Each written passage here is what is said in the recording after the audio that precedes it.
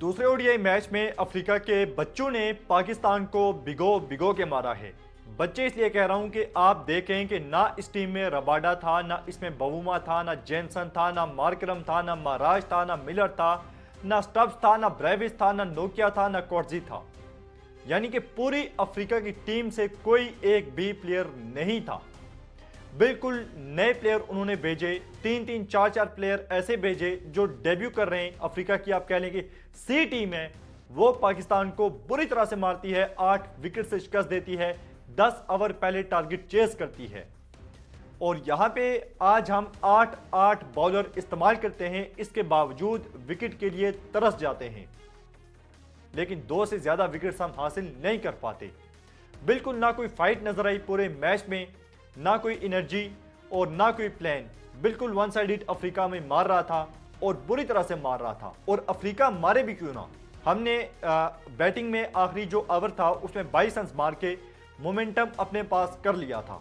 Africa पे pressure था, लेकिन हमने क्या किया कि बॉलिंग में आके 3-3 कैचेस ड्रॉप किए, 3-3 कैचेस ड्रॉप किए। उसके बाद हम मैच कैसे जीते आप देख लें कि नवाज ने कैच ड्रॉप किया, डीकॉक का एक आसान कैच ड्रॉप किया 16 रन पे, और डीकॉक मार के जाता है 123 रन।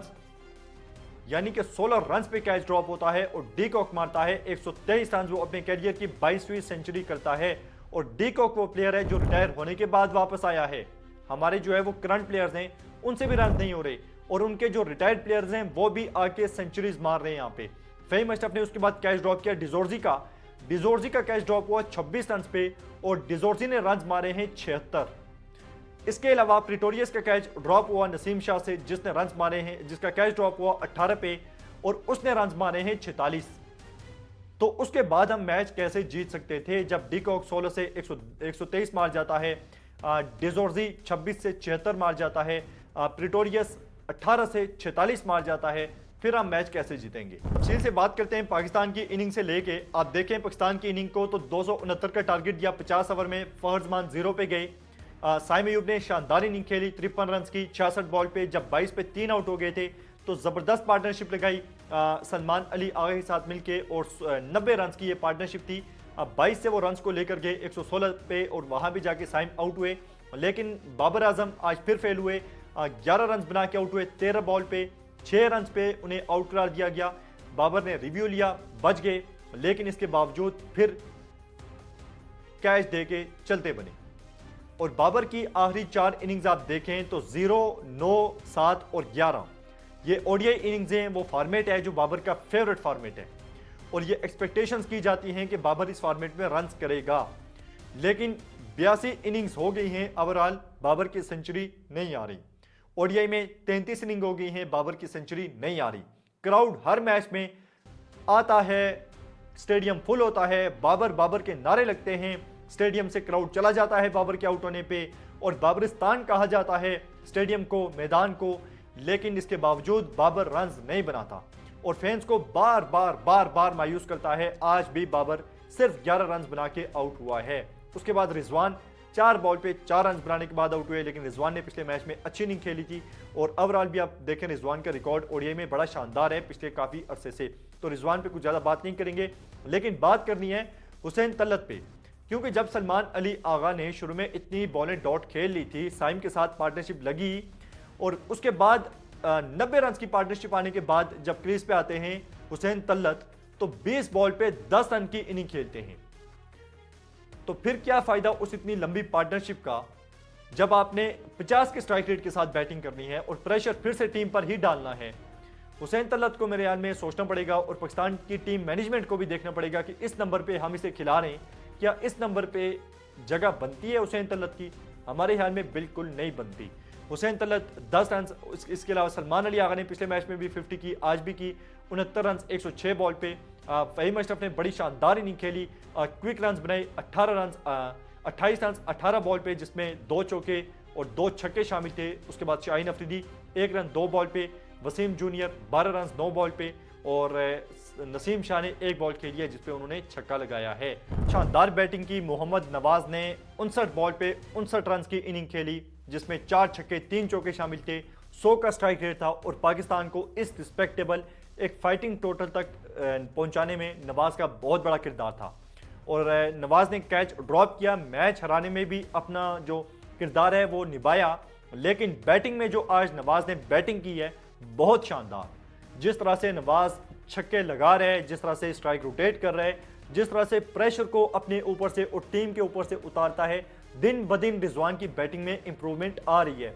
और जब से रिजवान नवाज वापस आया है, इस जैसा फिनिशर हमें आसपास नजर नहीं आ रहा जो रोल नवाज अदा कर रहा है। तो बहुत शानदार बैटिंग की है आज नवाज ने और बैटिंग में नवाज तारीफ का मुस्तहिक है। लेकिन जो कैच ड्रॉप किया है जिसकी वजह से हम मैच हारे हैं, फील्डिंग में आपको इंप्रूवमेंट करनी पड़ेगी, क्योंकि फील्डिंग ने पाकिस्तान को बड़े बड़े मैचेस हरवाए हैं। बड़े बड़े वर्ल्ड कप पाकिस्तान के हाथ से निकले हैं। 2015 का वर्ल्ड कप ले लें, 2022 का ले लें, और ऐसे दर्दनाक मनाजिर, जब हसन अली के हाथ से कैच गिरा, जब राहत अली के हाथ से कैच गिरा, तो एक कैच ड्रॉप होता है तो समझें कि वर्ल्ड कप आपके हाथ से गिर जाता है। जिस तरह से सूर्या कुमार यादव ने वो कैच नहीं पकड़ा था, वो ट्रॉफी पकड़ी थी जब उन्होंने मिलर का कैच थामा था।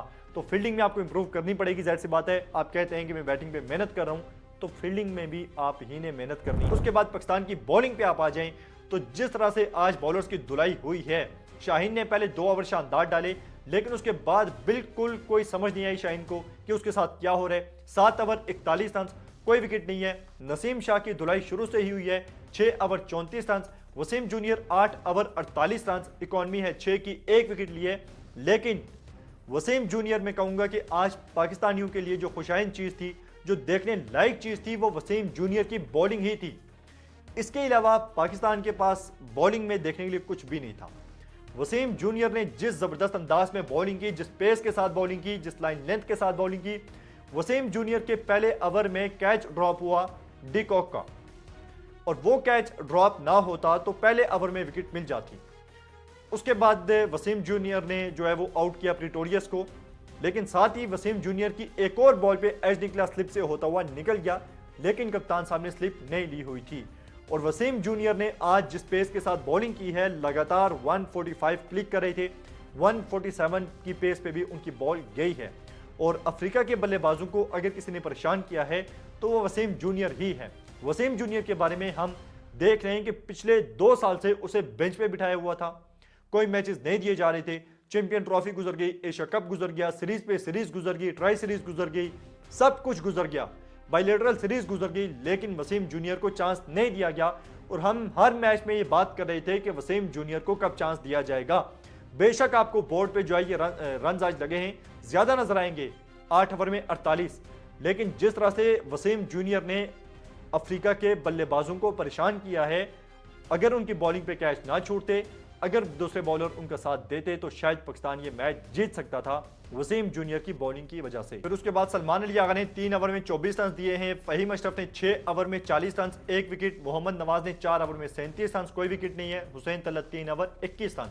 पाकिस्तान ने 8 बॉलर से बॉलिंग करवाई है और इसके बावजूद 8 विकेट से शिकस्त हुई है। 8 बॉलर्स 8 विकेट से शिकस्त हुई है। तो ये हैं वो हालात कि अफ्रीका की डी टीम आके हमें ठोक के जा रही है और सीरीज बराबर कर चुकी है। टेस्ट सीरीज भी अफ्रीका ने बराबर की और आज ओडीआई का मैच वो जीते, सीरीज बराबर है। अब इसके बाद जो है वो डिसाइडर है सीरीज का, और पाकिस्तान को हर सूरत वो जीतना पड़ेगा, क्योंकि अफ्रीका की ये टीम अगर आपको अपने घर में सीरीज भी मार के चली गई तो फिर आपके लिए बहुत ही ज़्यादा शर्म का मुकाम होगा। आपको डूब के मर जाना चाहिए अगर अफ्रीका की ये टीम आपको आपके घर में आके मारती है, क्योंकि आप डरते हुए अपने यंगस्टर्स को भी नहीं खिला रहे, पूरी स्ट्रेंथ के साथ जा रहे हैं, और फिर भी वो प्लेयर्स जिन्होंने कभी इंटरनेशनल क्रिकेट ही नहीं खेली वो आपको हरा रहे हैं।